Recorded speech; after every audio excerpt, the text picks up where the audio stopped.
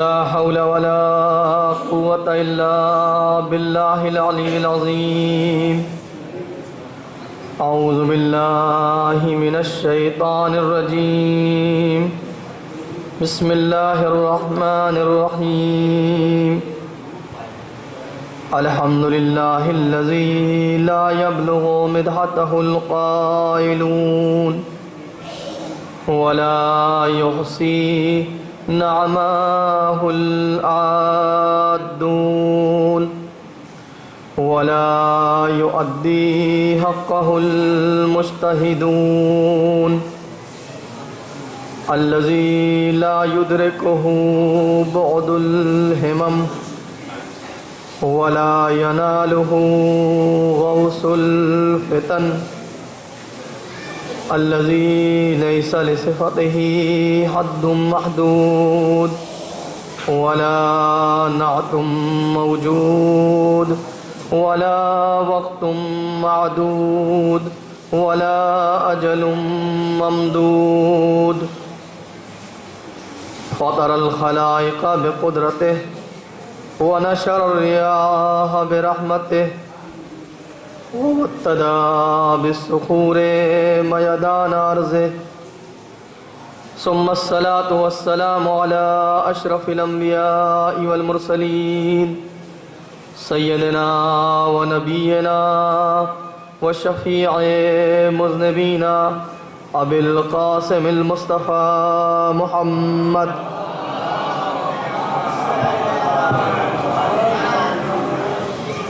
وآله الطيبين الطاهرين المعصومين ولعنة الله على أعدائهم وغاصبي حقوقهم أجمعين. أما بعد، فقد قال الله تبارك وتعالى في القرآن الكريم: أعوذ بالله من الشيطان الرجيم.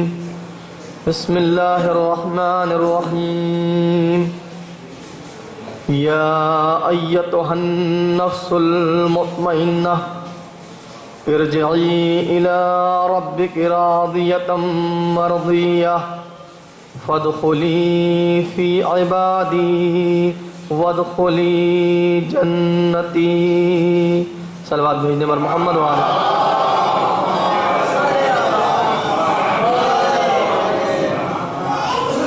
حضرات گرامی قدر، قبل اس کے کہ گفتگو کا آغاز کیا جائے، آپ سے گزارش ہے ایک بار سورہ حمد اور 3 بار سورہ توحید کی تلاوت فرما کر صفدر حسین ابن صابر حسین، سیدہ بیگم بنت اولاد حسین، انور حسین ابن صفدر حسین اور جملہ مومنین و مومنات کی روح کو ایصال فرما دیں.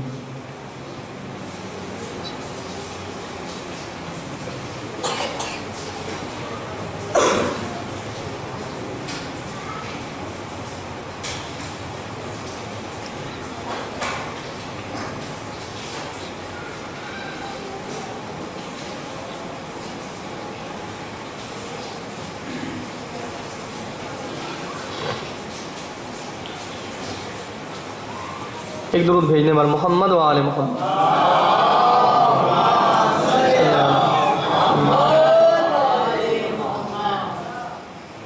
حضرات، اس خمسے کا موضوع آپ کے ذہنوں میں ہے کربلا کے عرفانی جلوے،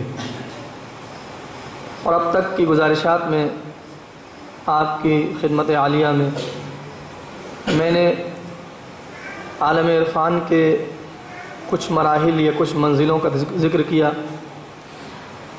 یغزہ اور توبہ سے بات شروع ہوئی، صبر کی منزل، اور پھر کل تسلیم کے اوپر گفتگو ہوئی. ظاہراً آپ کو اندازہ ہو گیا ہوگا کہ آج جس منزل عرفان پر گفتگو کرنی ہے وہ ہے منزل رضا. بہت عظیم منزل ہے، اور یہ جو منزلیں ہیں معرفت کی، خدا تک پہنچنے کی، یہ سب اپنے آپ میں ایک خاص اہمیت رکھتی ہیں. اور جو اہل سیر و سلوک ہیں، جنہوں نے یہ سیر کی ہے اور جو پہنچے ہیں اس منزل تک، آخری منزل تک، ان کا یہ کہنا ہے کہ جب تک پچھلی منزل طے نہ کر لے انسان اگلے مرحلے تک نہیں پہنچتا۔ دنیا میں بھی ایسا ہی ہوتا ہے، دنیا کے سفر میں بھی آپ دیکھتے ہیں کہ جب تک ایک اسٹیشن نہ آ جائے تو اس کا اگلا اسٹیشن نہیں آ سکتا۔ پہلے جو اس سے قبل اسٹیشن ہے وہ آئے گا، اسٹاپ آئے گا، اس کے بعد دوسرا اسٹاپ آئے گا، پھر اس کے بعد آئے گا دوسرا اسٹاپ۔ اسی طرح منزل انسان اپنی آخری منزل تک پہنچتا ہے۔ تو اہل دل جو ہیں ان کا یہ کہنا ہے کہ جب تک پچھلی منزل طے نہ ہو جائے اگلی منزل تک انسان نہیں پہنچتا۔ تو جب تک صبر نہ آئے تسلیم نہیں ہوتا بندہ، اور جب تک تسلیم نہ ہو جائے راضی نہیں ہوتا۔ تسلیم رضا سے پہلے کی منزل ہے، اور میں نے آپ کی خدمت میں عرض کیا کہ ان منزلوں کے درمیان بھی منزلیں ہیں۔ وقت نہیں ہے کہ ان ساری منزلوں پہ گفتگو کی جائے۔ اشارہ کیا تھا، پھر سے کر دوں کہ خواجہ عبداللہ انصاری نے منازل السائرین ایک کتاب لکھی جس کے اندر وہ منزلیں بیان کی ہیں کہ جو ایک سالک اور سیر و سلوک کرنے والا طے کرتا ہے، جس میں انہوں نے 100 منزلوں کا ذکر کیا، اور پھر جب شارحین نے اس کی شرح کی تو 1000 منزلیں بنائیں کہ ان 100 منزلوں کے درمیان اور بھی منزلیں ہیں۔ میں جو آپ کو بتا رہا ہوں یا جو آپ کی خدمت میں عرض کر رہا ہوں وہ اہم ترین منزلیں ہیں، جو بڑے اسٹاپ ہیں۔ سمجھ رہے ہیں آپ؟ وہ چھوٹے چھوٹے جو اسٹاپ آتے ہیں، چھوٹی چھوٹی جو منزلیں آتی ہیں، اس کو ہم اگنور کر کے ابھی چل رہے ہیں فی الحال، کیونکہ وقت نہیں ہے ہمارے پاس۔ ہم ان بڑی منزلوں تک آپ کو لے جانا چاہتے ہیں اور آپ کے سامنے عرض کرنا چاہتے ہیں کہ یہ اہم ترین منزلیں ہیں۔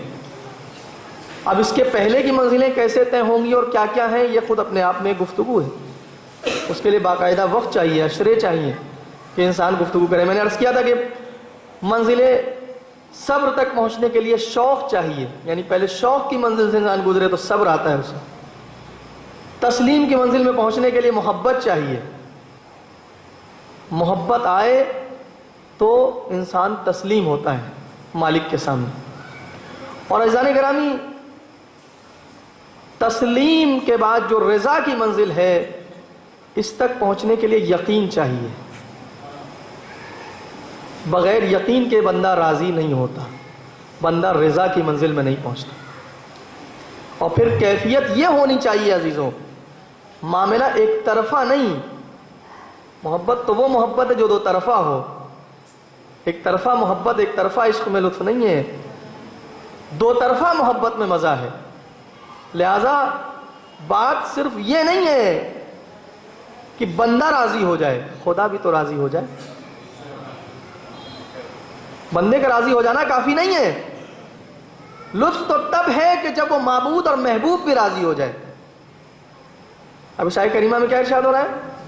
یا ایتھا النفس المطمئنہ ارجعی الی ربک راضیۃ مرضیہ، اے نفس مطمئن پلٹ آ اپنے پروردگار کی طرف کہ تو بھی اس سے راضی ہو گیا اور وہ بھی تجھ سے راضی ہو گئے۔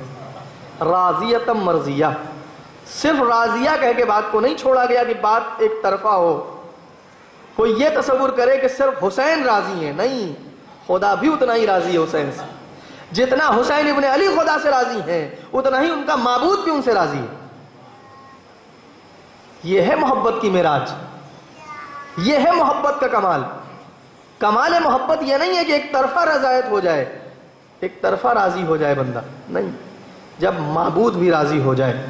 سورہ مبارکہ مائدہ کی 119 نمبر آیت میں ارشاد ہوا، قال اللہ ھذا یوم ینفع الصادقین صدقہم، اللہ نے فرمایا آج یہ وہ دن ہے کہ جس دن سچوں کو ان کی سچائی سے فائدہ ملے گا، سچوں کو ان کی سچائی فائدہ پہنچائے گی۔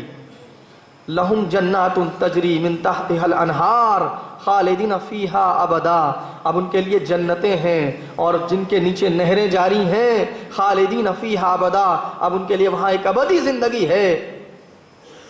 اور اس کے بعد کیا فرمایا؟ رضی اللہ عنہم ورضوا عنہ، اور منزل یہ ہے کہ یہ اللہ سے راضی ہو گئے اور اللہ ان سے راضی ہو گیا۔ ذالک الفوز العظیم، یہ بڑی کامیابی ہے۔ بڑی کامیابی یہ نہیں ہے کہ بندہ صرف راضی ہو جائے، کامیابی بڑی یہ ہے کہ خدا بھی راضی ہو جائے۔ رضوان من اللہ اکبر، اللہ کا راضی ہو جانا بڑی کامیابی ہے عزیزوں۔ ہم دنیا میں پتہ نہیں کس کس کو راضی کرنے کے چکر میں پوری زندگی گزار دیتے ہیں. دوست راضی ہو جائے, رشتہ دار راضی ہو جائے, صاحب راضی ہو جائیں, فلاں راضی ہو جائیں, نہیں سمجھتے. یاد رکھیے دنیا تو پوری طرح سے کبھی کسی سے راضی ہوئی نہیں ہے. دنیا تو پوری طرح سے ان ہستیوں سے راضی نہیں ہوئی جن کے دامن کردار پہ کوئی ذرہ برابر دبا نہیں دکھا سکتا. معصوم ہستیوں سے جب ساری دنیا راضی نہ ہوئی تو ہم اور آپ کی جو غیر معصوم ہیں, نہ معلوم جانے انجانے میں کتنی خطائیں کرتے ہیں, ہم سے کہاں ساری دنیا راضی ہو سکتی ہے؟ تو کیوں پھر اس کے چکر میں پڑے ہیں جو نہیں ملنے والا ہے. کوشش تو اس کی کرے, عقل مند انسان وہ ہے کہ کوشش اس چیز کی کرے جس کے ملنے کی امید. عقل مند انسان تو یہی کرتا ہے نا, اس چیز کو حاصل کرنے کے لیے اپنی ساری کوشش, ساری طاقتیں صرف کرتا ہے جس کے ملنے کی کوئی امید ہو. تو پھر کس کو راضی کر لے؟ جس کی رضایت کی امید ہے, جس کے راضی ہو جانے کی امید ہے. خدا کو راضی کر لے, رسول کو راضی کر لے, اہل بیت کو راضی کر لے, اس کی امید ہے. بلکہ پوری امید ہے اس کی کہ اگر بندہ اس کی کوشش کرے تو یقیناً راضی کر لے گا. اور یاد رکھیے عزیزو, یاد رکھیے اگر بندہ انہیں راضی کر لے گا تو طے بات ہے کہ وہ باقیوں کو ہم سے راضی کر دیں گے. نتیجے میں خدا کا کام ہے کہ رشتہ دار کو ہم سے راضی کر دے, دوست کو ہم سے راضی کر دے, گھر والوں کو ہم سے راضی کر دے. ورنہ دلوں پہ کسی کا اختیار نہیں ہے عزیزان گرامی. دلوں میں کس کا اختیار ہے؟ میں کسی کے دل میں نہیں بیٹھ سکتا ہوں. میں اپنی طرف سے کیا کر سکتا ہوں؟ بہت سے بہت اظہار محبت کر سکتا ہوں نا, بہت سے بہت میں کسی کے حق میں احسان کر سکتا ہوں. اس سے زیادہ کیا کر سکتا ہوں؟ میری اس سے زیادہ حیثیت کیا ہے؟ مگر احسان کو کبھی کبھی لوگ خود غرضی کی نظر سے دیکھیں تو میں کیا کروں؟ ہوتا ہے نا بہت مرتبہ. میں احسان کرتا ہوں, میں محبت سے پیش آتا ہوں, اسے خود غرضی سمجھتا ہے, وہ اسے میری بے وقوفی سمجھتا ہے. تو یہ فکروں کو کون بدل سکتا ہے؟ ذہنوں کو کون بدل سکتا ہے؟ میں اور آپ؟ جی نہیں, کبھی نہیں. میں اور آپ تو بدلنے کی صلاحیت ہی نہیں رکھتے. ذہنوں کو بدلنے والی ذات صرف پروردگار عالم کی ذات. دلوں کو بدلنے والی ذات, یا مقلب القلوب, اے دلوں کو بدلنے والے, اے دلوں کو بدلنے والے. اگر ہم اس طرح ہو جائیں کہ اے دلوں کو بدلنے والے, اس کی بارگاہ میں اس طرح دعا کریں, میرے مالک اے دلوں کو بدلنے والے, میں تیری رضا کے پیچھے دوڑ رہا ہوں, تیری رضا حاصل کرنا چاہتا ہوں.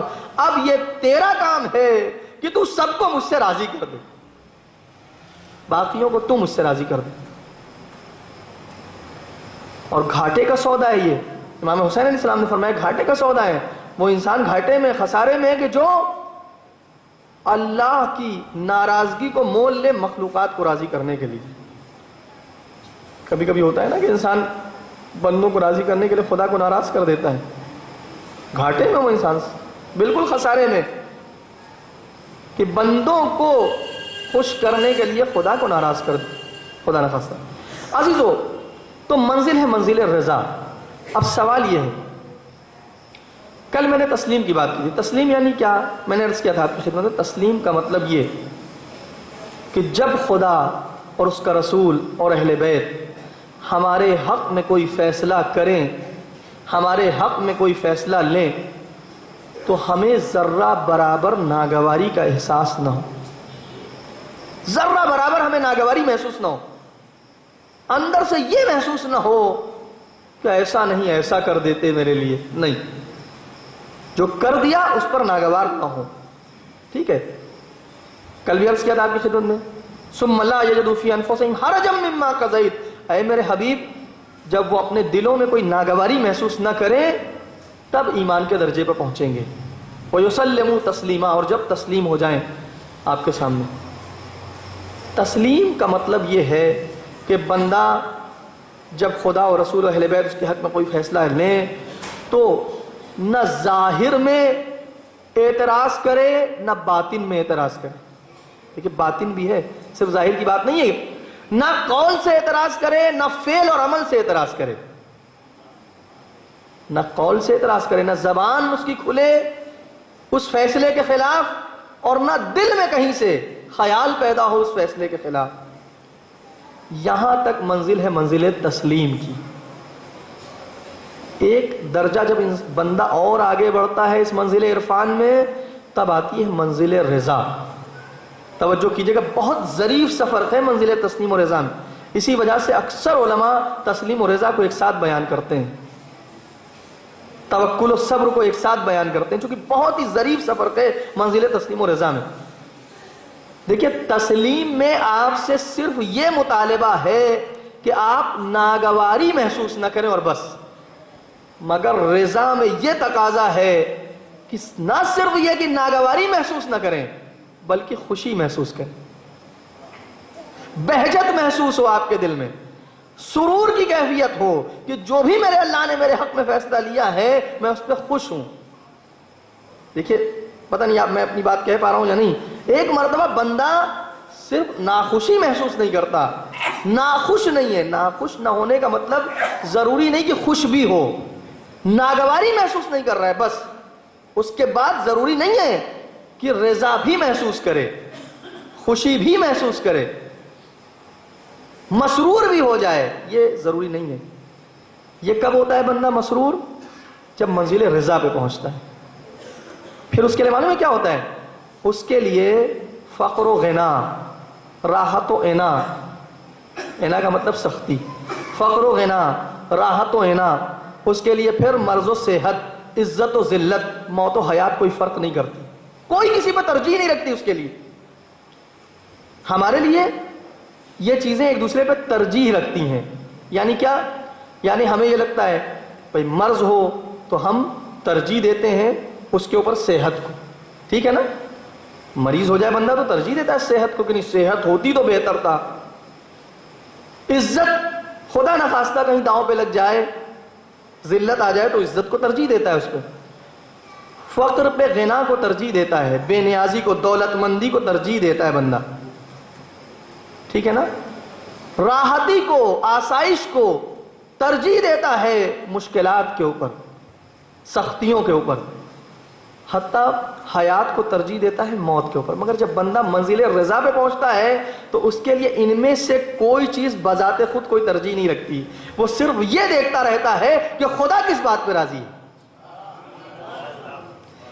اس کی کیفیت یہ ہوتی ہے کہ اسے یہ سمجھ میں آتا ہے اور وہ یہ سمجھتا ہے کہ نہ مجھے فقر سے کوئی مطلب، نہ مجھے غنا سے کوئی مطلب، نہ مجھے راحت سے کوئی مطلب، نہ مجھے عنا سے کوئی مطلب، نہ مجھے عزت سے کوئی مطلب، نہ مجھے ذلت سے کوئی سروکار، نہ مجھے موت سے کوئی سروکار، نہ حیات سے کوئی دلچسپی.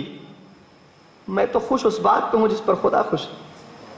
اگر وہ میرے لیے راحت چاہے تو بھی میں راضی، اگر میرے لیے عنا چاہے تو بھی میں راضی، اگر وہ میرے لیے عزت کو مقدر کرے تو بھی راضی، اگر ذلت کو مقدر کرے تو بھی میں راضی، اگر وہ میرے لیے موت کو مقدر کرے تو بھی میں خوش، اگر وہ میرے لیے حیات کو مقدر کرے تو بھی میں خوش. یہ منزل ہے عزیز و رضا کی، بڑی سخت منزل ہے، یہ آسانی سے نہیں حاصل ہوتی ہے. ہم جیسے بندے ہمیشہ جب ان دو کے بیچ میں فیصلے کی منزل آتی ہے تو ہمیشہ ترجیح دیتے ہیں ہم، لیکن جو منزل رضا پہ ہوتا ہے وہ ترجیح نہیں دیتا ہے. اس کی منزل یہ کہ یہ سب اس کے لیے برابر. اصل میں اس کی نگاہوں میں مرضی معبود ہوتی ہے، رضائے الہی ہوتی ہے، جو وہ چاہے بس. ایک واقعہ چھوٹا سا عرض کروں. صحابی ہیں امام جعفر صادق علیہ السلام کے،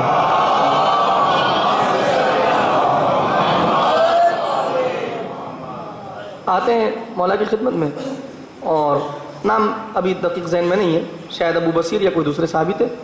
آنے کے بعد گفتگو ہوتی ہے مولا سے، تو مولا پوچھتے ہیں یہ بتاؤ کہ جب تمہیں نعمت ملتی ہے تو کیا کرتے ہو؟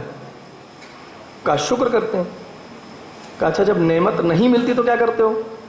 صبر کرتے ہیں. پتہ ہے مولا نے کیا فرمایا؟ یہ تو گلی کا کتا بھی کرتا ہے، جب روٹی ڈال دے کوئی تو دم کھلاتا ہے. میں اپنی زبان میں کہہ رہا ہوں، شکر کر رہا ہے نا، گویا اپنے انداز میں شکریہ ادا کر رہا ہے. وہ تو ملانے لگتا ہے شکریہ کر رہا ہے، اور جب نہ ملے تو چپ کے بیٹھا رہتا ہے. نہیں ملی تو نہیں ملی، صبر ہی تو کر رہا ہے، وہ بھی انتظار کر رہا ہے کہ جب ملے گی، جب مالک دے دے گا تو مل جائے گی، یا مثلا یہ گھر جو ہے وہ اس سے اگر روٹی کسی نے دے دی تو مل جائے گی. تو اس میں اور کون سا بڑا کمال کر دیا تم نے کہ نعمت ملی تو شکر کر دیا، نعمت نہ ملی تو صبر کر لیا. ہاتھوں کو جوڑ دیا. مولا ہم تو اس کو بہت بڑا سمجھتے تھے ہم بہت اچھے ہیں, ہم تو بہت بڑی منزل پہ ہیں. تو آقا پھر کیا ہونا چاہیے, آپ کیا کرتے ہیں؟ سنیے گا. کہا کہ جب نعمت نہیں ملتی ہے تو شکر کرتے ہیں. نعمت نہیں ملتی ہے تو شکر کرتے ہیں کہ مالک تو نے یہی بہتر سمجھا تھا میرے لیے. اور جب نعمت مل جاتی ہے تو دوسروں کو دے دیتے ہیں. جب نہ ملے تو شکر کرتے ہیں, اور جب مل جائے تو دوسروں میں تقسیم کر دیتے ہیں. عزیزان گرامی, آپ فرق کو محسوس کریے گا. اسی لیے کہا گیا نا کہ لا یقاس بنا احد, ہمارا کسی سے کوئی مقابلہ نہیں ہے, ہمارے برابر کوئی نہیں پہنچ سکتا. صلوات بھیجیے پر محمد و آل محمد.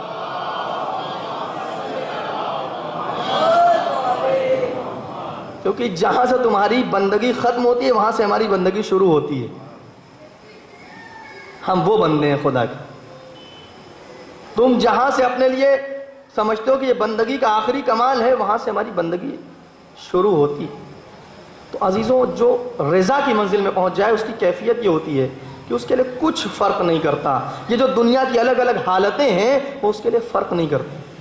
اس کے لیے تو بس یہ ہے کہ مرضی معبود کیا ہے, مرضی مولا کیا ہے, مرضی مولا کیا ہے, وہ یہ دیکھتا رہتا ہے ہمیشہ مرضی مولا کیا ہے.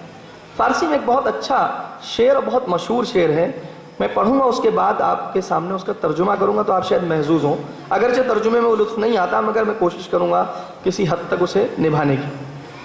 بہت ہی پیارا شعر ہے کہ یکی درد و یکی درمان پسندد, یکی وصل و یکی ہجران پسندد, منز درمان و درد و وصل و ہجران پسندم آنچرا جانان پسندد. ایک درد کو پسند کرتا ہے, ایک علاج اور دوا کو پسند کرتا ہے, ایک وصال کو پسند کرتا ہے, ایک ہجر کو پسند کرتا ہے. منز درمان و درد و وصل و ہجراں, اور میں وہ ہوں کہ نہ مجھے درد کی فکر ہے, نہ مجھے درد پسند ہے, نہ مجھے دوا پسند ہے, نہ مجھے وصال پسند ہے, نہ مجھے ہجر پسند ہے. مجھے تو بس وہ پسند ہے جو میرے محبوب کو پسند ہے. مجھے تو بس وہ پسند ہے جو میرے محبوب کو پسند ہے. عزیزو, یہ منزل رضا بہت بڑی منزل ہے. اس کے متعلق آپ کی خدمت میں عرض کروں کہ ایک بہت بڑے عالم گزرے اور بہت بڑے عالم اخلاق مرزا مہدی نراقی, مشہور شخصیت ہیں علماء اخلاق میں, جن کی کتاب ہے بہت مشہور جامع السعادات. اس میں لکھتے ہیں کہ یہ دین کی بہت اعلیٰ منزل ہے, مقامات دین میں بہت اعلیٰ مقام ہے. یہ اشرف مقام اور منزل ہے مقربین کے لیے, اور یہ پروردگار عالم کا اعظم دروازہ ہے, بہت عظیم دروازہ ہے. کون سا دروازہ ہے یہ وہ دروازہ ہے جو سیدھا بندے کو جنت تک لے جاتا ہے. کیونکہ جو ابھی آیت آپ کی خدمت میں تلاوت کی سورہ مبارکہ مائدہ آیت نمبر 119, کیا ارشاد ہوا ہے؟ قال اللہ ھذا یوم ینفع الصادقین صدقہم, آج یہ وہ دن ہے کہ جس دن سچوں کو ان کی سچائی فائدہ دینے والی ہے. لہم جنات تجری من تحتها الانہار خالدین فیہا ابدا رضی اللہ عنہم ورضوا عنہ. اللہ بھی ان سے راضی ہے, وہ بھی اللہ سے راضی ہیں, اور اللہ بھی ان سے راضی ہے. ذالک الفوز العظیم. عزیزو, یہ جو کہا انہوں نے کہ یہ وہ راستہ ہے جو سیدھے بہشت میں جا کے کھلتا ہے, یہ وہ در ہے جو سیدھے جنت میں جا کے کھلتا ہے. اگر منزل رضا پہ آ گیا بندہ تو یہ منزل وہ ہے کہ جس کا دروازہ سیدھے جنت میں کھلتا ہے, سیدھے جنت میں کھلتا ہے. اب جو آیت آپ کی خدمت میں تلاوت کی ہے, پروردگار نے کیا کہا؟ اے نفس مطمئن, پلٹ اپنے پروردگار کی طرف, کیونکہ تو بھی اس سے راضی اور وہ بھی تجھ سے راضی. اس کے بعد حساب و کتاب کی گفتگو آئی, صراط کی گفتگو آئی, کوئی گفتگو نہیں. کیا کہہ رہا ہے پروردگار؟ وَادْخُلِي فِي عِبَادِي فَادْخُلِي جَنَّتِي. اب پلٹ آ تو کیا, میرے بندوں میں داخل ہو جا اور جنت میں چلا جا. کوئی گفتگو نہیں ہے درمیان میں, سیدھے جنت کی بات. اور وہ بھی کون سی جنت کی بات ہو رہی ہے عزیزو؟ البتہ یہ مرتبہ جو رضا کا مرتبہ ہے اس کے اندر الگ الگ لوگوں کے بھی درجات ہیں. ایسا نہیں کہ ہر بندہ جو ہے وہ منزل رضا میں ایک درجے پر فائز ہو.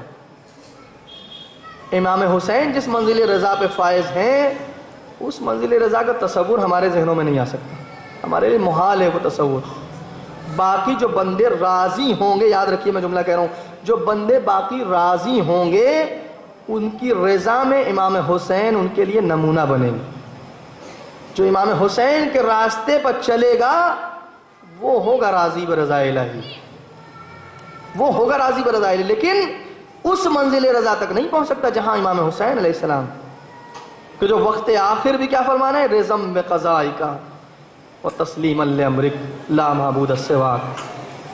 میں تیری رضا پہ راضی ہوں، تیرے فیصلے پر راضی ہوں، تیرے سامنے، تیرے حکم کے سامنے سر تسلیم جھکائے ہوئے ہوں، تیرے سوا تو کوئی لائق عبادت نہیں. عزیزان گرامی، اب میں آپ کی خدمت میں روایت پیش کروں. روایت حضور سرور کائنات حضرت محمد مصطفیٰ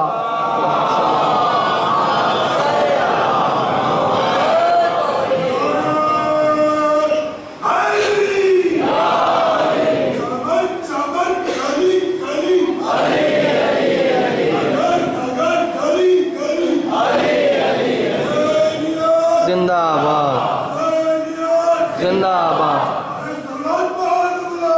اللہم صلی علی محمد جو میں نے عرض کیا کہ مولا مہدی نراقی نے جو فرمایا ہے کہ جامع السعادات میں کہ یہ ایسا دروازہ ہے جو خدا کا بہت عظیم دروازہ ہے جو سیدھا جنت میں جا کے کھلتا ہے. حضور سرور کائنات سے روایت ہے کہ میری امت کے کچھ لوگ ہوں گے کہ جنہیں ان کی قبروں سے اٹھایا جائے گا اور انہیں کچھ پر دیے جائیں گے اور وہ ان پروں سے اڑتے ہوئے پرواز کرتے ہوئے سیدھے جنت میں چلے جائیں گے. اور جب سیدھے جنت میں پہنچیں گے تو فرشتے حیرت میں پڑ جائیں گے اور ان سے پوچھیں گے کہ تم کس کی امت سے ہو؟ کہیں گے ہم امت رسول سے. اچھا تو تم حساب کی منزل سے گزر کے آ گئے؟ ہم سے ملاقات نہیں ہوئی، مطلب میں اپنی زبان میں کہہ رہا ہوں، ہم سے ملاقات نہیں ہوئی، وہ حساب کی منزل سے گزر نہیں، ہمیں بغیر حساب داخل کیا گیا جنت میں. اللہ اکبر، حساب کی منزل سے ہمیں نہیں گزارا گیا. اچھا پل صراط نہیں، وہاں سے بھی نہیں گزرے ہم. اچھا تو پھر جہنم دیکھی؟ نہیں، جہنم بھی نہیں دیکھی ہم نے، سیدھے جنت میں. سوال کریں گے فرشتے حیرت میں پڑ کے، ہو کیا تم، کرتے کیا تھے تم دنیا میں، تمہاری صفت کیا تھی دنیا میں کہ تمہیں تمہاری قبروں سے اس طرح سے اٹھایا گیا ہے اور تمہیں اللہ نے یہ جو شرف دیا ہے، تمہیں جو یہ کرامت تمہیں بخشی ہے اللہ نے کہ تمہارا یہ رتبہ کہ تم قبروں سے اٹھے اور اس عالم میں اٹھے کہ تم پر تمہیں عطا کیے گئے اور پرواز کرتے ہوئے سیدھے جنت میں داخل ہو گئے.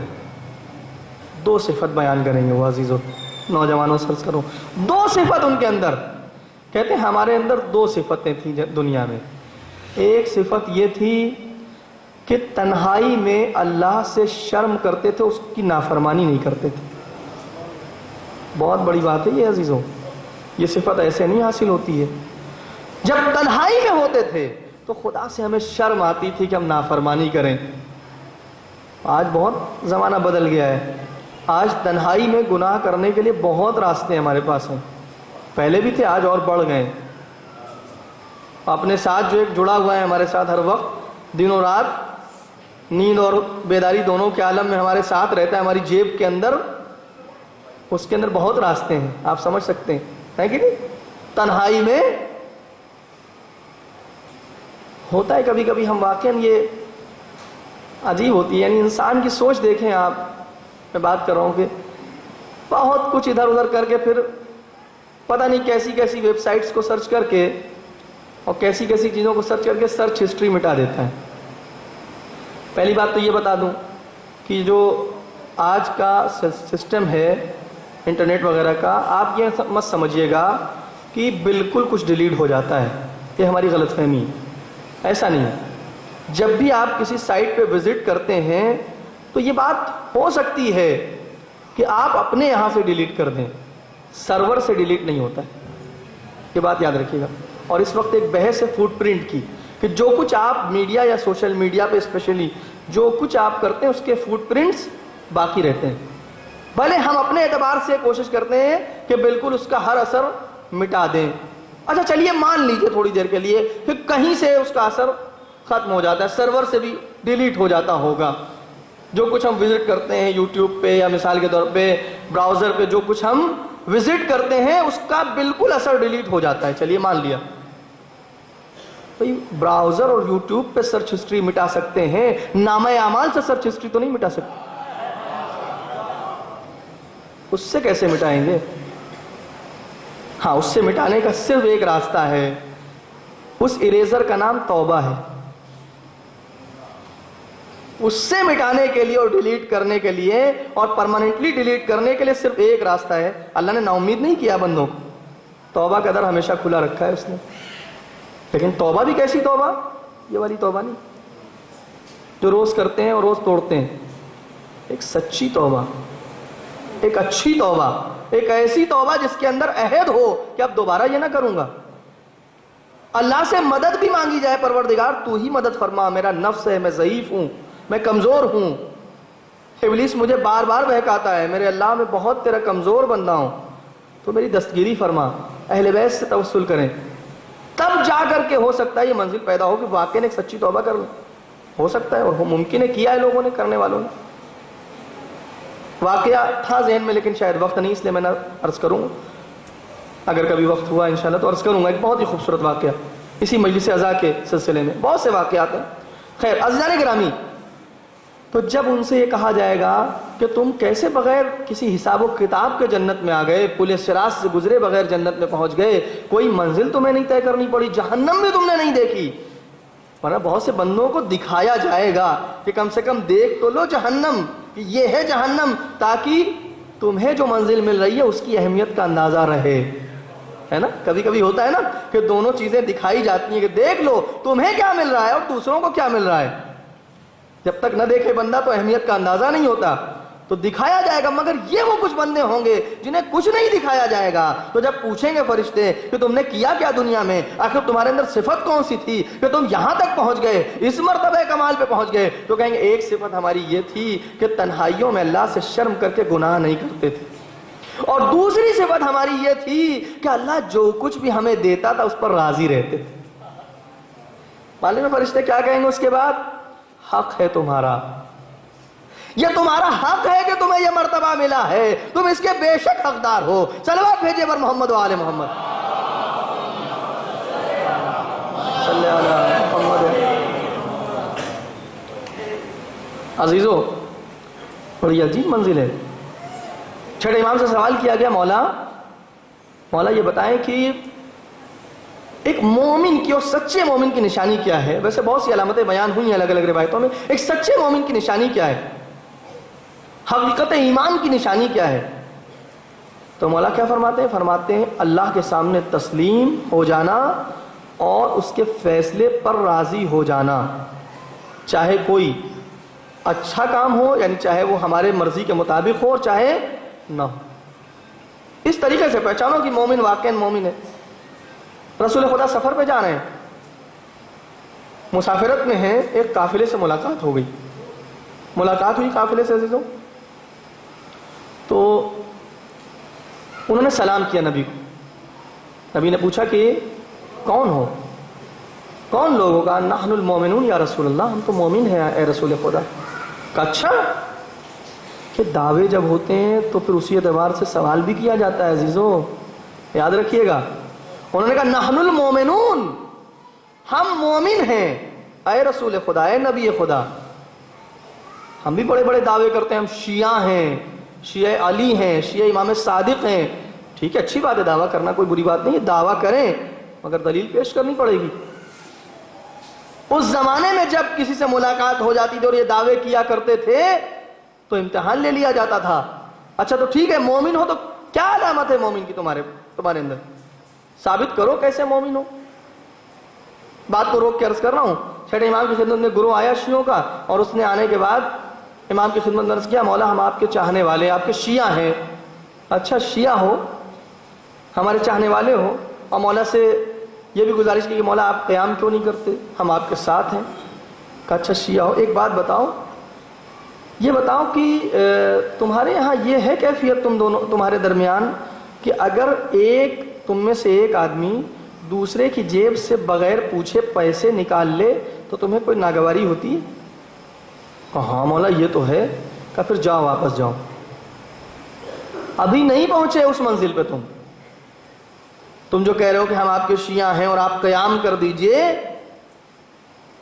وہ جو ہمارا آخر جب قیام کرے گا تو اس کے ساتھ جو افراد ہوں گے ان کی صفت یہ ہوگی کہ اگر ان میں سے کوئی ایک بغیر پوچھے کسی دوسرے کی جیب سے کچھ نکال لے گا تو دوسرے کو ذرہ برابر تکلیف نہیں ہوگی. کیوں؟ بات بہت واضح سی ہے، میں اپنی طرف سے عرض کر رہا ہوں، بہت واضح سی بات ہے. کیوں؟ کیونکہ اس زمانے کے جو لوگ ہوں گے ان کا ایمان اس درجے پر ہوگا کہ کسی چیز کو اپنا مالک سمجھیں گے ہی نہیں، اپنے کو کسی چیز کا مالک خود کو سمجھیں گے ہی نہیں. یہ جانتے ہوں گے کہ جو پیسہ ہے، جو دولت ہے، جو شہرت ہے، جو منصب ہے، جو مکان ہے، جو کچھ ہے ہمارے پاس، یہ سب امانت پروردگار ہیں. اگر میرے ایک مومن بھائی نے نکال لیا تو ضرورت کے تحت نکالا ہوگا اس نے، اور اگر ضرورت کے تحت اس نے نکال لیا تو مجھے ذرہ برابر ناگواری نہیں ہونی چاہیے، کیونکہ وہ میرا مومن بھائی ہے، یعنی میرے ہی وجود کا حصہ ہے. جیسے اگر میرے جسم کے کسی عضو کو کوئی ضرورت پڑ جائے تو جو دوسرا عضو کوئی مدد کر سکتا ہے وہ فوراً کرتا ہے. آنکھ میں ذرا سا تنکا چلا جائے، ذرا سا خس و خاشاک چلا جائے تو ہاتھ مدد کر سکتے ہیں تو آ جاتے ہیں، ہے نا؟ مومنین کے لیے کیا کہا گیا ہے حدیثوں میں کہ مومنین کی مثال ایسی ہی ہے کہ جیسے ایک جسم کے الگ الگ اعضاء، کہ اگر ان میں سے کسی ایک عضو کو تکلیف پہنچے تو دوسرا عضو فوراً مدد کے لیے کھڑا ہو جاتا ہے. مومنوں کے درمیان بھی یہی کیفیت ہونی چاہیے عزیزان گرامی کہ اگر ایک مومن بھائی کو تکلیف ہے تو دوسرا دیکھتا نہ رہے، بلکہ جو اس سے ہو سکتا ہے وہ کرنے کے لیے آگے بڑھ جائے. لیکن پہلے اس منزل پہ تو پہنچے بندہ، اس منزل ایمان پہ تو آنا پڑے گا.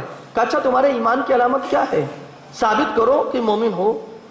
کہ ہمارے ایمان کی دلیل یہ ہے کہ ہم جو ہیں وہ اللہ کے فیصلے سے راضی ہیں اور ہم نے اپنے معاملات اللہ کے حوالے کر دیے ہیں. وَالتَّفْوِيضُ إِلَى اللَّهِ، اللہ کے سپرد کر دیے ہیں اپنے معاملات، اور اللہ کے حکم کے سامنے سر ہم نے جھکا دیا ہے. تو معلوم ہے نبی نے کیا فرمایا؟ کہا کہ یہ علماء اور حکماء ہیں، اور عین ممکن ہے کہ یہ جو ان کے اندر خاصیت اور صفت ہے اس کی وجہ سے یہ انبیاء کے درجے پر پہنچ جائیں. اللہ اکبر. یہ حدیث روایت ہے، میں اپنی طرف سے نہیں عرض کر رہا ہوں. کہ یہ جو ان کے اندر خاصیت بتائی انہوں نے اپنے ایمان کی جو دلیل پیش کی کہ جب ہم نے پوچھا کہ تم مومن ہو تو کیسے مومن ہو، تمہارے اندر مومن ہونے کی دلیل کیا ہے، اور انہوں نے کہا کہ ہمارے اندر یہ خاصیت ہے کہ ہم اللہ کے فیصلے پر راضی ہیں اور ہم جو ہے وہ اللہ کے حوالے کر دیے اپنے معاملات ہم نے، اور ہم اللہ کے حکم کے سامنے تسلیم ہیں. تو ان کے اندر کیفیت یہ ہے. تو اگر یہ کیفیت ہے تو عین ممکن ہے کہ یہ انبیاء کے درجے تک پہنچ جائیں. یہ حکیم لوگ ہیں، صاحب حکمت لوگ. کیا ہم اور آپ نہیں بن سکتے؟ بن سکتے ہیں، ہم بھی اس مرتبے تک پہنچ سکتے ہیں. لیکن مسئلہ کیا ہے؟ مسئلہ یہ کہ کوشش کرنی پڑے گی. دیکھیں ایک بات عرض کر دوں آپ کی خدمت میں، اللہ نے جو مقدر کیا اور جو ہمارے لیے لکھا اس پر راضی رہنا یہ ہماری ذمہ داری ہے. لیکن یہ کب؟ کہ جب وہ ہو جائے. توجہ چاہوں گا آپ کی. لیکن اس کے ہونے سے پہلے آخر تک کوشش کرنا یہ ذمہ داری ہے آپ کی اور ہماری سب کی.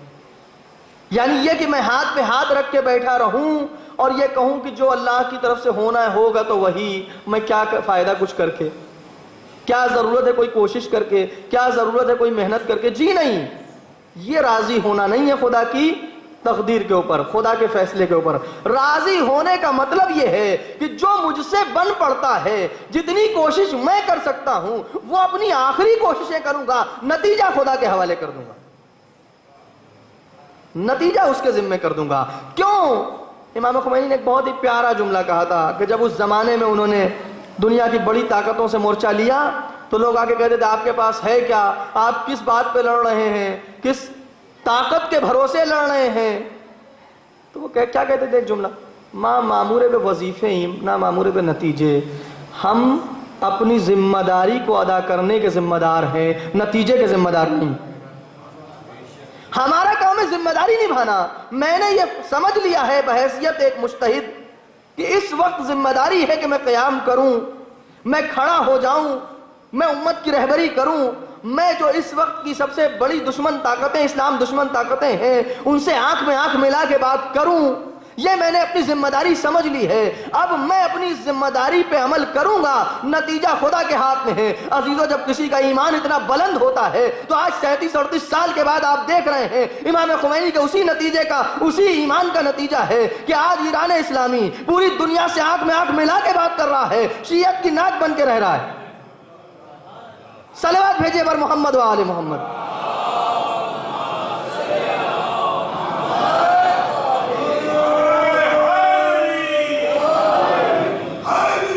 یا علی علی علی علی علی علی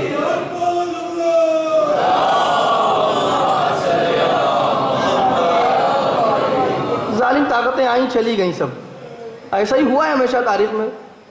کیسے کیسے حجاج اور کیسے کیسے متوکل آئے اور سب آج چلے گئے، قبر کا نشان تک نہیں ہے، مگر نام حسین اب بھی زندہ ہے نا، عزاداری اب بھی زندہ ہے نا، کیونکہ جو اس دور کے لوگ تھے انہوں نے اپنی ذمہ داری پہ عمل کیا، تب یہ عزاداری ہم تک پہنچی ہے۔ عزیزوں، یہ مفت میں نہیں ملی ہے۔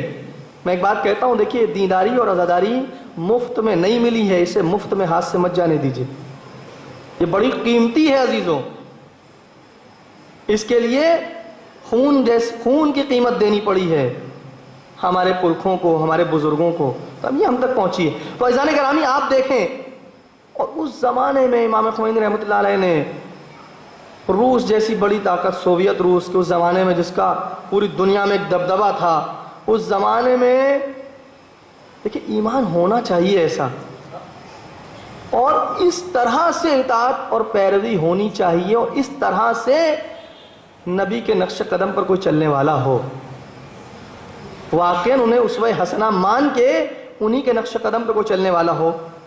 نبی نے کیا کیا تھا؟ اس زمانے کے 2 ایمپرر تھے نا، ایران، فارس جسے کہا جاتا تھا، اور روم، دونوں کے حاکموں کو خط لکھ کر کے اسلام کی دعوت دی تھی نا۔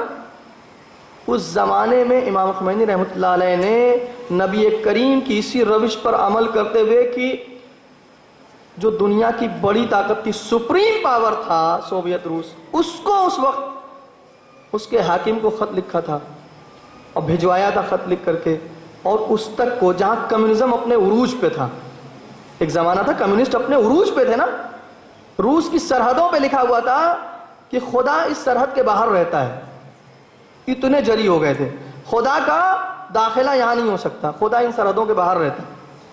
اللہ اکبر، جہاں یہ گفتگو ہو رہی تھی وہاں امام خمینی رحمۃ اللہ علیہ نے نبی کریم کی سیرت پر عمل کرتے ہوئے اسے بھی اسلام کی دعوت دی، ایک موقع دیا، حجت تمام کر دی، اور کیا فرمایا تھا؟ کہا یاد رکھو میں اس سلطنت کا جو تخت ہے نا، اس کی چولوں کے ہلنے کی آواز سن رہا ہوں۔ اتنا اعتماد ہو انسان کو کہ تم سمجھ رہے ہو نا کہ یہ بڑی مضبوط سلطنت ہے تمہاری، میں دیکھ رہا ہوں کہ یہ کمزور ہو رہی ہے اور عنقریب بکھر جائے گی، اور وہی ہوا، عنقریب بکھر گیا۔ ایمان ہونا چاہیے خدا پہ عزیزان گرامی، اور پھر نتیجہ خدا کے ذمے حوالے کر دینا چاہیے۔ لیکن ہم کیا کرتے ہیں بعض اوقات، ہماری بڑی کمزوری یہ ہے کہ ہم ذمہ داری تو نبھاتے نہیں ہیں، یعنی جو ہمارا کام ہے وہ تو ہم کرتے نہیں ہیں، اور جو ہمارا کام نہیں ہے اس پر ساری طاقت صرف کرتے ہیں، نتیجے کے فکر میں پڑ جاتے ہیں۔ ہم خدا کی جگہ لینے کی کوشش نہ کریں، خدا کو اپنا کام کرنے دیں اور ہم نہ کام کریں۔ نبی فرماتے ہیں کہ یقول اللہ عز وجل من لم یرض بقضائی ولم یشکر لنعمائی ولم یصبر علی بلائی فلیتخذ ربا سوائی، جو میرے فیصلے پر راضی نہ ہو، جو میری نعمتوں کا شکر ادا نہ کرے، اور جو میری طرف سے نازل کی جانے والی مصیبتوں پہ صبر نہ کرے، اسے چاہیے میرے علاوہ کسی پروردگار کا انتخاب کر لے۔ کھلا چیلنج ہے پروردگار کی طرف سے، جو ان 3 باتوں پہ نہ کھرا اتر سکتا ہو، جس کے اندر یہ 3 باتیں نہ پیدا ہو سکتی ہوں کہ وہ میرے فیصلے پر راضی ہو جائے، میری نعمتوں کا شکر ادا کرے، اور میں جو مصیبتیں اس کے اوپر نازل کروں اس کے اوپر اگر صبر کرنے کا مادہ اس کے اندر نہیں ہے، فلیتخذ ربا سوائی، میرے علاوہ کسی اور پروردگار کا انتخاب کر لے۔ کیونکہ ایک اسی طرح کی روایت میں حدیث قدسی حضرت موسیٰ علیہ السلام سے گفتگو ہے پروردگار کی، جس کے اندر پروردگار فرماتا ہے کہ مصیبت بھی میں ہی ڈالتا ہوں اور اس کو دور بھی میں ہی کرتا ہوں، لیکن یہ بندہ کتنا نادان ہے، یہ سمجھنے لگتا ہے کہ مصیبت کوئی اور دور کرے گا۔ اگر میں نہ ڈالی کسی اور نے ہے اور نہ دور کرنے کی طاقت کسی کے اندر ہے، ڈالنے والا بھی میں ہوں، دور کرنے والا بھی میں ہوں، تو جب ڈالنے والا بھی میں ہوں اور دور کرنے والا بھی میں ہوں تو کیوں میری بارگاہ میں نہیں آتا؟ کیوں میری بارگاہ میں نہیں آتا؟ میرے پاس کیوں نہیں آتا؟ جب کسے معلوم ہونا چاہیے۔ اور اگر یہ ادھر ادھر جائے گا نا، دوسروں سے امید لگائے گا تو اسے نا امید کر دوں گا۔ اگر یہ دوسروں سے امید لگائے گا نا تو اسے رسوا کر دوں گا۔ سخت ہے منزل عزیزو، یہ رسوا ہو جائے گا۔ اور ہم دیکھتے ہیں بعض اوقات ایک صحابی ہیں، ایک شخص ہیں، بیٹھے ہوئے تھے ایک جلسے میں، اور وہاں پہ علماء کا مجمع تھا اور وہاں گفتگو ہو رہی تھی، علمی جلسہ تھا، اس کے اندر بیٹھے ہوئے تھے اور ان کا پیسہ ختم ہو گیا تھا۔ تو کسی ان کے دوست نے پوچھا کہ اب کیا کرو گے؟ کہا فلاں سے لے لوں گا۔ کہا جا، تمہاری حاجت نہیں پوری ہوگی، جاؤ، تمہاری حاجت نہیں پوری ہو پائے گی۔ اچھا، تم نے کیسے کہہ دیا کہ حاجت پوری نہیں ہوگی؟ کیا کیونکہ میں اپنی طرف سے تھوڑی کہہ رہا ہوں۔ انہوں نے پوچھا کہاں سے سیکھا تم نے؟ کہا اپنی طرف سے تھوڑی کہہ رہا ہوں، امام صادق علیہ السلام نے بتایا ہے۔ اللہم صلی علی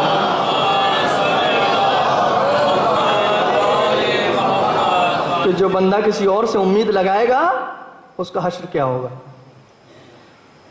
دیکھیے، میں یہ اس کا قائل نہیں ہوں کہ آپ اسباب کو چھوڑ دیجئے، اسباب اپنی جگہ ہیں، مگر جب بھی اسباب سے لو لگائیے تو مسبب الاسباب کو نہ بھولیے گا، یہ اہم ہے۔ کوئی بھی سبب، کوئی بھی وسیلہ آپ کے تھوڑا سا بھی کام آتا ہے نا، اس وقت آپ کے ذہن میں ہمیشہ یہ تصور ہونا چاہیے کہ یہ انسان، یہ وسیلہ جو میرے کام آیا ہے، اس میں خدا کا ارادہ تھا، اس کی مرضی تھی، اس کی قدرت تھی۔ اگر وہ نہ چاہتا تو اس کے اندر یہ مجال نہیں تھی کہ میری کوئی مدد کر سکتا، اس کے اندر کوئی حیثیت نہیں تھی جو مجھے کوئی فیض پہنچاتا، کوئی فائدہ پہنچاتا، ہے نا؟ اسی لیے دیکھیں، جب مصیبت آئے، ہم لوگ خالی بیماری میں پڑھتے ہیں یہ دعا، قرآن مجید کی بہترین دعا ہے۔ ہر مصیبت میں، ہر مشکل میں اس آیہ کریمہ کی تلاوت کرنا چاہیے، اور یہ صرف مریض کے لیے نہیں ہے۔ ہم لوگ بعض اوقات سمجھتے ہیں صرف مریضوں کے لیے۔ کون سی آیت جو ہم نمازوں کے بعد پڑھتے ہیں؟ کیا ہے؟ ہاں پڑھیے آپ لوگ، امّن، سب کو پتا ہے، آپ سب کو ماشاءاللہ پڑھتے ہوں گے۔ امّن یجیب المضطر اذا دعاہ ویکشف السوء، کون ہے اس پروردگار کے سوا جو مضطر کی دعا پہ جواب دے؟ مضطر کون ہوتا ہے؟ مضطر وہ ہوتا ہے کہ جو ساری دنیا سے نا امید ہو جائے، سارے اسباب سے جب نا امید ہو جائے تو اب وہ مضطر ہو جاتا ہے۔ اب اسے بیچارہ، جس کو ہم کہتے ہیں اپنی زبان میں، بیچارہ، جسے کوئی چارہ نظر نہ آئے، اسے کہتے ہیں مضطر۔ اور یاد رکھیے گا، جب کسی کے اندر یہ کیفیت پیدا ہو جاتی ہے نا، مضطر ہو جائے اگر وہ دل سے، کیفیت کے اعتبار سے، کہ اب وہ بالکل بیچارہ ہو گیا، اب اسے کچھ نظر نہیں آتا، کوئی تدبیر سمجھ میں نہیں آتی، کوئی راستہ نہیں دکھتا، سامنے صرف اندھیرا اور اندھیرا ہے، اور جب یہ کیفیت ہو جائے تو جب دل سے پکارتا ہے تو معلوم ہے خدا اتنا کریم ہے کہ یہ نہیں دیکھتا کہ یہ مجھے مانتا ہے کہ نہیں مانگتا، اور یہ کہاں کھڑے ہو کے مانگ رہا ہے۔ یاد رکھیے گا ایک جملہ، اس سے آپ کے بہت سے مسئلے حل ہوں گے۔ پروردگار اس وقت یہ بھی نہیں دیکھتا ہے یہ کہاں مجھ سے مانگ رہا ہے، مسجد میں مانگ رہا ہے کہ مندر میں مانگ رہا ہے، کلیسا میں مانگ رہا ہے کہ کہیں اور مانگ رہا ہے۔ جہاں اس کیفیت میں بندہ پہنچ جائے گا اور مالک کو سچے دل سے یاد کرے گا تو وہ آواز پہ لبیک کہے گا۔ بہت سے شبہے آتے ہیں نا ذہنوں میں، کیوں ان کو دے دیا، وہاں کیوں دے دیا؟ جی وہاں اس لیے دے دیا کہ مضطر ہو گیا تھا یہ، اور خدا بھی جانتا ہے یہ کہیں بھی جائے ہے تو میرا ہی بندہ ہے کہ نہیں، کہیں بھی سر جھکائے ہے تو میرا بندہ نا، اور اسے محبت ہے اپنے بندے سے، وہ مخلوق ہے اس کی۔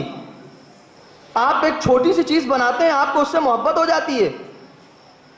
آپ چھوٹی سی چیزوں کو جوڑ توڑ کے بنا دیں، ابھی آپ سوچئے کرافٹ بنا دے ایک بچہ، مثال کے طور پر چند کاغذ کو جوڑ کر کے ایک پھول بنا دے اور اس پھول کو اگر کوئی مروڑ دے تو بچہ فوراً رونے لگتا ہے، اعتراض کرنے لگتا ہے، ناراض ہو جاتا ہے، کیوں آپ نے ایسا کیا؟ سوچئے جب ہم یہ چیزیں جو موجود ہیں اس کو اگر ملا کے کچھ بنا دیتے ہیں، ہم اس کے خالق نہیں ہیں، خالق نہیں ہیں۔ جو خالق ہے وہ کتنی محبت کرتا ہوگا اپنی مخلوق سے۔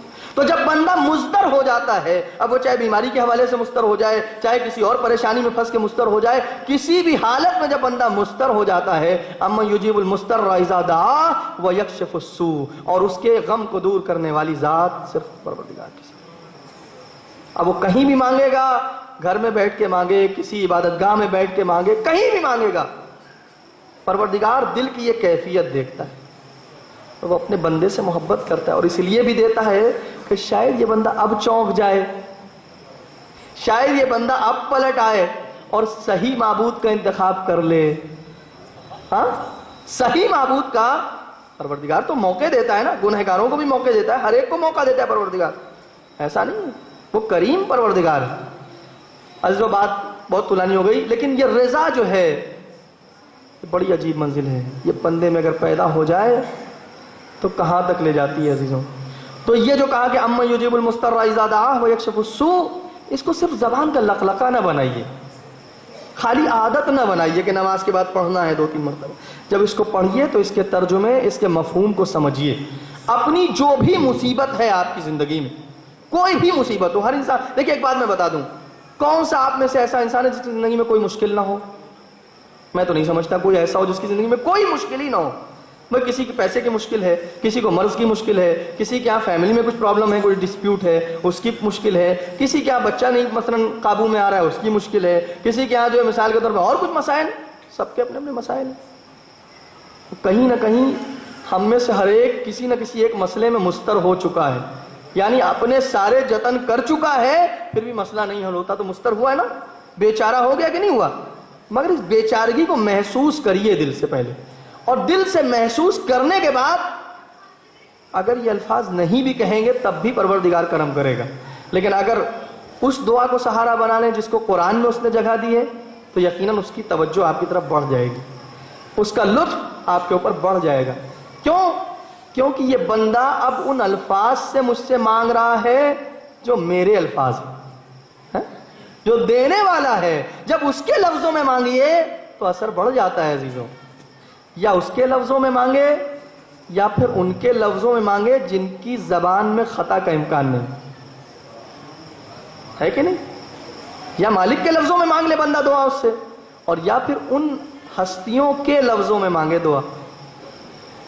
بہترین طریقہ تو یہ ہے کہ جہاں غلطی کا امکان نہیں، ذرہ برابر خطا کا امکان نہیں۔ بس عزیزوں بات کو ختم کروں اور یہیں پر روک دوں۔ خدا ہمیں منزل رضا پہ پہنچا دے، اور پروردگار ہمیں بھی اپنے آپ سے راضی کر دے، اور اگر یہ منزل آ گئی تو میں نے عرض کیا نا کہ پھر فرق نہیں کرتا، کچھ کوئی فرق نہیں کرتا۔ جناب موسیٰ نے مالک سے سوال کیا ہے، میرے پروردگار جس سے تو راضی ہو جاتا ہے اس کی خاصیت کیا ہوتی ہے؟ کہ اس کی خاصیت یہ ہوتی ہے، جس سے تو راضی ہو جائے اس کی خاصیت یہ ہوتی ہے کہ اس سے میں اس کی محبوب ترین چیز کو لے لیتا ہوں مگر وہ مجھ سے جھگڑا نہیں کرتا، وہ مجھ سے گلہ نہیں کرتا، محبوب ترین چیز کو لے لیتا ہوں پھر بھی وہ مجھ سے شکوہ نہیں کرتا، بلکہ کیا ہوتا ہے اور خوش ہوتا ہے۔ ٹھیک ہے، وہ دینے والا تھا، اس نے لے لیا، اس کی مرضی۔ عزادارو حسین نے جو کچھ دیا سب ان کے لیے محبوب تھا۔ علی اکبر کا سینہ دیا حسین کو محبوب تھا نا، قاسم جیسا بھتیجا حسین نے دیا، بہت محبوب تھا حسین کو، اور محمد جیسے بھانجے دیے حسین کو بہت محبوب تھے۔ کوئی ایک ایسا نہیں ہے جس سے حسین کو کوئی کم محبت ہو، سب کچھ حسین نے قربان کیا ہے، اور تاریخ یہی تو لکھتی ہے نا کہ جیسے جیسے حسین قربانیاں دیتے جاتے تھے چہرہ کھلتا چلا جاتا۔ یہ وہی منزل رضا ہے نا، ناراض نہیں ہے حسین، خوش ہیں، اپنے مالک سے راضی ہیں۔ میرے اللہ، معلوم ہے عجیب جملے ہیں مقاتل کے کہ امام حسین نے جب علی اصغر کی قربانی دی ہے نا، اور ننھا سا بچہ امام حسین کے ہاتھوں پہ شہید ہوا، تو امام حسین نے مالک کی بارگاہ میں ایک جملہ کہا ہے، اے میرے پروردگار حسین اس پر بھی راضی ہے۔ کیوں؟ کیونکہ یہ حسین جانتا ہے کہ تو دیکھ رہا ہے، یہ ہے منزل رضا حسین ابن علی کی۔ حسین راضی ہے کیونکہ تو دیکھ رہا ہے، کیونکہ تیری نگاہوں کے سامنے ہے کہ حسین نے کس طریقے سے اپنے بچے کو تیری راہ میں قربان کیا۔ ہاں مگر اتنا ضرور ہے کہ آپ کو یاد کیا ہے امام حسین نے، ایسے موقع پہ امام حسین کو آپ یاد آئے ہیں، کیونکہ وہ جو آپ بارہا سنتے ہیں نا جملہ شیعتی مہما شربتم معاذ بن فذکرونی، اے میرے شیعوں جب بھی ٹھنڈا پانی پینا تو مجھے یاد کر لینا۔ اس کے اندر ایک اور فقرہ ہے جو کم آپ سنتے ہیں، لیتکم فی یوم عاشورا جميعا تنظرون، اے کاش تم سب روز عاشورا ہوتے اور یہ منظر دیکھتے، کیف استسقی لطفلی وابوا یرحمونی، ارے کیسے میں اپنے چھوٹے سے بچے کے لیے پانی مانگ رہا تھا اور انہوں نے رحم نہ کیا۔ حسین کے لیے تو یہی سب سے سخت منزل تھی عزادارو، وہ حسین جس نے ہمیشہ دیا ہو، حسین کی دینے کی عادت ہو، آج اسے مانگنا پڑے۔ عزادارو حسین کے لیے جو سب سے زیادہ محبوب تھی، حسین کی ایک بچی ہے جو حسین کو بہت محبوب ہے۔ جاتے جاتے زینب کو وصیت کر کے جا رہے ہیں، اے زینب، اے میری بہن، میرے بعد میری سکینہ کا خیال رکھو۔ عزادارو آج شب شہادت جناب سکینہ ہے، میں جناب سکینہ کے مصائب کچھ دیر پڑھوں، شاید تھوڑی سی دیر ہو جائے تو مجھے معاف کیجیے گا، چونکہ آج شب شہادت جناب سکینہ ہے، حسین کی بے حد محبوب بیٹی ہے وہ۔ اگر حسین کو راضی کرنا ہے تو سکینہ کو راضی کر لیں، بہترین ذریعہ ہے سکینہ امام حسین کو راضی کرنے کو، اور امام حسین راضی ہو گئے تو خدا بھی راضی ہو جائے گا۔ عزادارو جب امام حسین رخصت آخر کے بعد نکلے ہیں تو بچی نے کیا کیا ہے؟ باپ کا دامن تھام لیا، بابا مقتل میں نہ جائیے، اے میرے بابا، ارے میں نے صبح سے یہ منظر دیکھا ہے، جو مقتل میں گیا وہ واپس نہ آیا، میرے بابا آپ بھی واپس نہ آؤ گے۔ امام حسین بچی کو سمجھا رہے ہیں، اور بچی کیا کہہ رہی ہے؟ بچی کے بین کیا ہے؟ میر انیس نے بڑے اچھے انداز میں نظم کیا ہے، میں رات کو مقتل میں چلی آؤں گی بابا، اور نیند آئے گی جب آپ کی بو پھاؤں گی بابا۔ فرمایا نکلتی نہیں سیدانیاں باہر، سینے پر سلائیں گی تمہیں رات میں مادر۔ اس نے کہا سوئیں گے کہاں پھر علی اصغر، شہ نے کہا بس ضد نہ کرو صدقے میں تم پر، ارے شب ہوئے گی اور دشت میں ہم ہوئیں گے بی بی، اصغر میرے ساتھ آج وہی سوئیں گے بی بی۔ اس نے کہا بس دیکھ لیا آپ کا بھی پیار، میں آپ سے بولوں گی نا اب یا شہ ابرار، اچھا نہ اگر کیجے جل لانے کا اقرار، مر جائے گی شب کو تڑپ کر یہ دل افگار۔ ارے کیسی ہے یہ باتیں، میرا دل روتا ہے بابا، گھر چھوڑ کے جنگل میں کوئی سوتا ہے بابا۔ پھر بچی اپنی معصومیت کے انداز میں امام حسین سے کہتی ہے اصغر کبھی ساتھ آپ کے اب تک نہیں سوئے، اصغر کبھی ساتھ آپ کے اب تک نہیں سوئے، بہلا لیا ماں نے اگر چھونک کے روئے، ارے شفقت یہ مجھے پر تھی کہ بے چین نہ ہوئے، ارے یوں پیار کروں جس کو وہ یوں ہاتھ سے کھوئے، ارے جیتے رہے فرزند کہ سب لخت جگر ہیں، میں آپ کی بیٹی ہوں وہ اماں کے پسر ہیں۔ بچی کی معصومیت ہے نا، امام حسین نے بچی کو کیسے سمجھایا مجھے نہیں معلوم، لیکن میر انیس نے اس انداز میں نقل کیا ہے، نظم کیا ہے، لو رون آپ صبر کرو باپ کی جانی، کچھ دیتی ہو عباس کو پیغام زبانی، اودے ہے لبے لال یہ ہے تشنہ دہانی، ارے ملتا ہے تو بی بی کے لیے لاتے ہیں پانی۔ اے سکینہ مجھے جانے دو، مجھے بھی ایک کوشش کرنے دو، اگر پانی مل گیا تو تیرے لیے لاؤں گا۔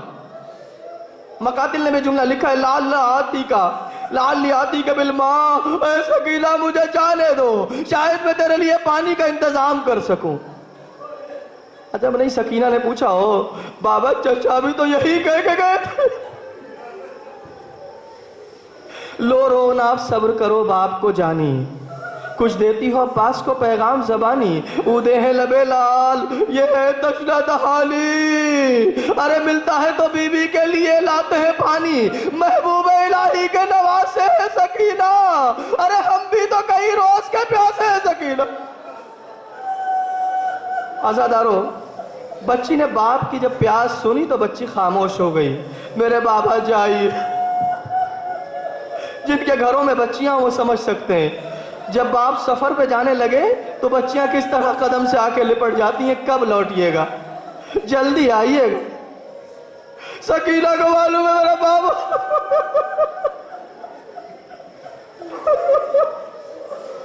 मेरा बाबा वापस ना आएगा। लेकिन बच्ची ने बाप की प्यास सुनी, बाप को इजाजत दे दी, बाबा मेरे बाबा जाइए। अलबत्ता बाज़ रिवायतों में एक ख्वाहिश की, मेरे बाबा जाते जाते आखिरी बार मुझे अपने सीने पर सुला लो।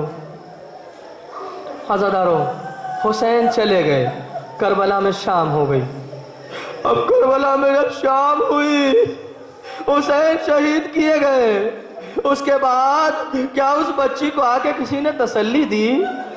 क्या किसी ने आके बच्ची को दिलासा दिया, ऐ सकीना तेरे बाबा भी अभी कत्ल हुए हैं, ऐ सकीना तेरे बाबा मारे गए हैं? किसी ने आके दस्ते शफकत बच्ची के सर पे रखा?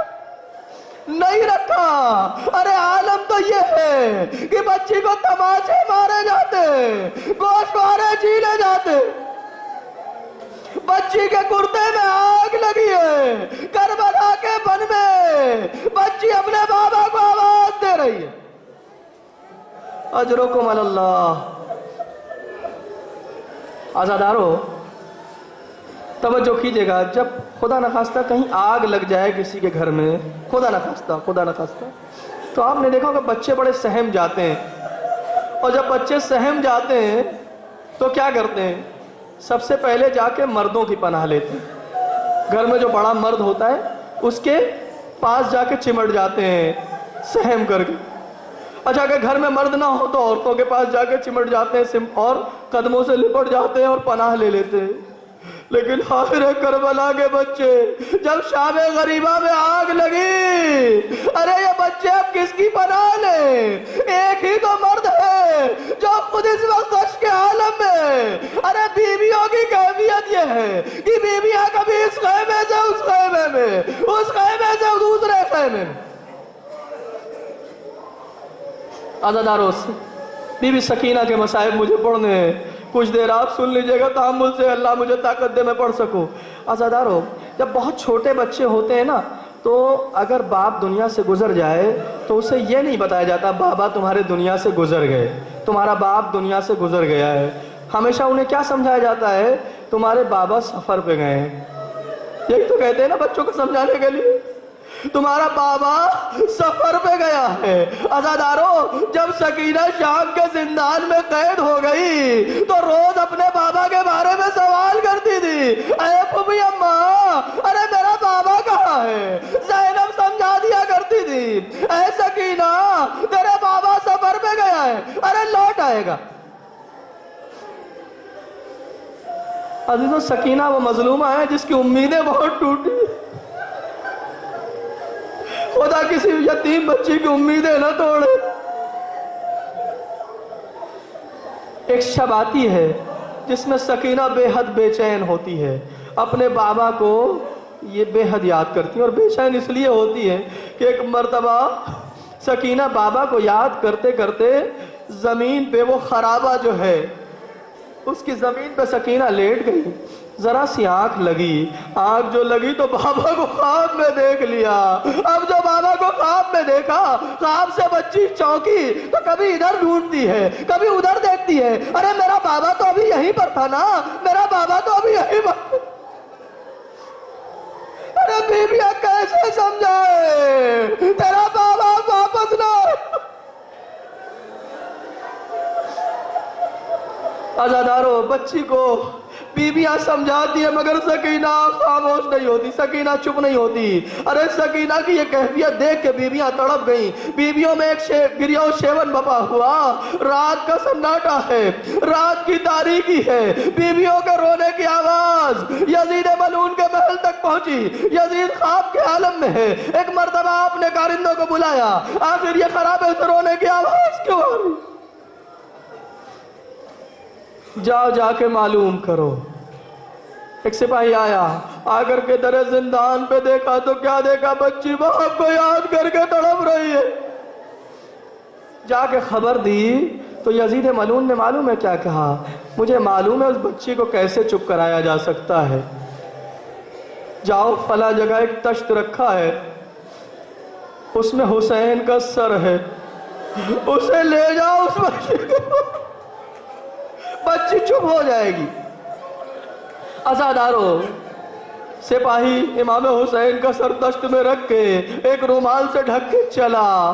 اب جو در زندان پہ آیا، سکینہ کی نظر تشت پہ پڑی تو عزیزوں سن سکیں گے آپ، معصوم بچی ہے۔ معصوم بچی نے عجیب بات کی، ارے مجھے کھانا نہیں چاہیے، مجھے میرے بابا کی تلاش۔ بچی معصوم بچی ہے، سمجھی کہ شاید مجھے کھانا بھجوایا۔ سپاہی نے وہ تشت حوالے کر دیا۔ اب جو بچی نے رومال کو ہٹایا تو کیا دیکھا؟ باپ کا کٹا ہوا سر تشت میں سینے سے لگا لیا، پین کرنا شروع کر دیے۔ یا بتا من الذی خضبک بدمائک، اے میرے بابا، ارے یہ کس نے آپ کی داڑھی کو خون سے خضاب کر دیا؟ یا بتا من الذی قطع وریدک، ارے بابا کس نے آپ کی شہرہ کے گردن کو کاٹ دیا؟ یا بتا من الذی ایتمنی علی صغر سنی، میرے بابا کس نے مجھے اس کم سنی میں یتیم کر دیا؟ یا بتا من الذی بعدک نرجو، میرے بابا آپ کے بعد کون ہے جو ہمارا سہارا بنے؟ اجرکم اللہ، بس دو چار جملے اور مصائب ختم ہو رہے ہیں، مجلس ختم ہو رہی ہے۔ عزادارو، بچی باپ کے سر کو سینے سے لگائے روتی رہی۔ ارے اتنا گریہ کیا کہ ایک مرتبہ بچی کو غش آ گیا۔ بچی غش کے عالم میں گئی۔ کچھ دیر کے بعد ارے بیویوں نے جب شانہ ہلایا تو کیا دیکھا؟ حسین کی امانت زندان شام میں دنیا سے گزر گئی۔ ارے زینب اب حسین کو کیا جواب دے؟ حسین نے جاتے وقت زینب کے حوالے کیا تھا، زینب کیا کہے؟